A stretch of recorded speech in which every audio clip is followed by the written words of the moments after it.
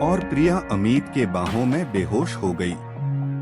और जब प्रिया को होश आया तो अमित ने कहा कि तुम मुझे छोड़ के कहीं मत जाना, मैं मर जाऊंगा तुम्हारे बिना। अमित ने डॉक्टर को बुलवाया था। उन्होंने हमें देखकर कहा कि तुम दोनों में प्यार बहुत है और इसका बेहोश होना उसी प्यार का निशानी है। अमित ने डॉक्टर से कहा कि मैं समझा नहीं। आप क्या बोले डॉक्टर साहब? डॉक्टर ने कहा कि तुम्हारी बीवी माँ बनाने वाली है और तुम बाप बनाने वाले हो। अमित खुशी से पागल हो गया और डॉक्टर को गले लगा लिया और उसे किस भी कर लिया। वह मौजूद सभी दोस्त हंसने लगे अमित के इस हरकत पर। अमित ने कहा, शुक्रिया सर, आपने मेरी जिंदगी की सबसे बड़ी खुशखबरी सुनाई है। आपका बहुत बहुत धन्यवाद। अमित ने फौरन प्रिया को किस किया और मुझे गले से लगा लिया और कहा कि आज तुमने सच में मेरी फैमिली को पूरा कर दिया है। शुक्रिया जान।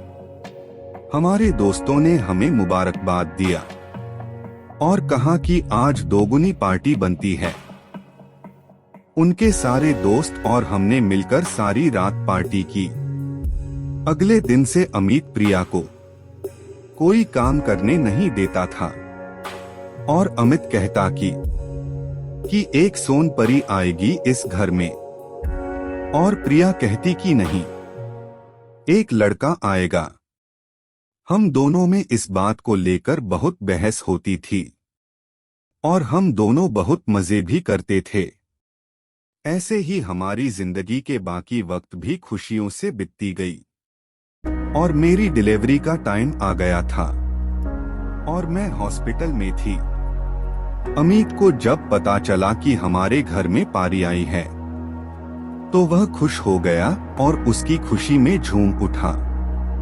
जब वो हम दोनों को देखा तो खुश हो गया।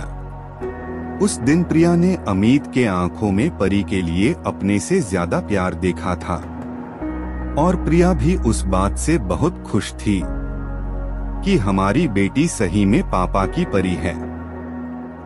डॉक्टर ने दवा लिखा था, उसे लेन को अमित जाने लगा, लेकिन जाने से पहले अमित ने प्रिया को एक बात कहा कि कुछ भी हो जाए परी का ख्याल रखना, अगर मैं ना रहूं तो भी।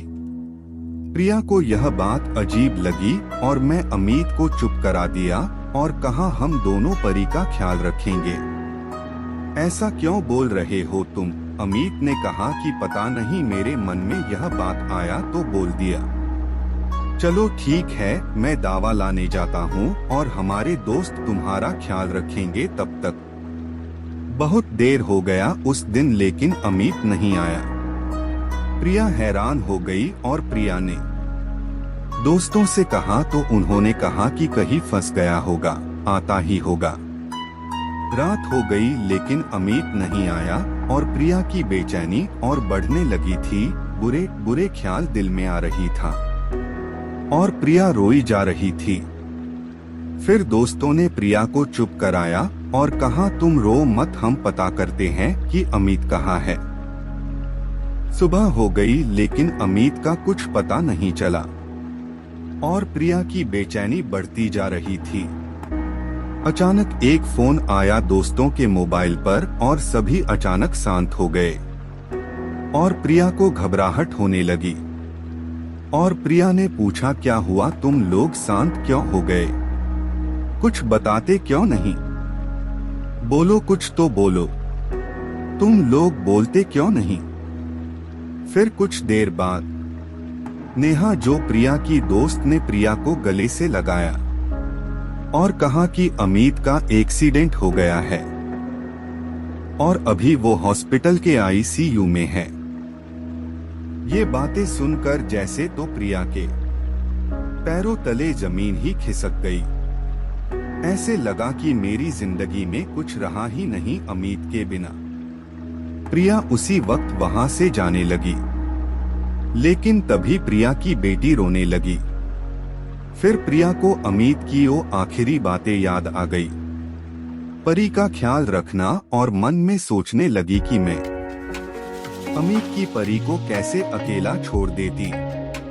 और जब प्रिया ठीक हुई तो अमित के पास गई। अमित अभी भी आईसीयू में था और फिर कुछ दिन ऐसे ही बीत गए।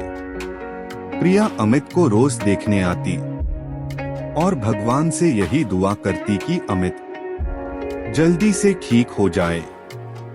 लगभग 1 महीने तक ऐसा ही चलता रहा और प्रिया हर वक्त भगवान से दुआ करती रहती थी।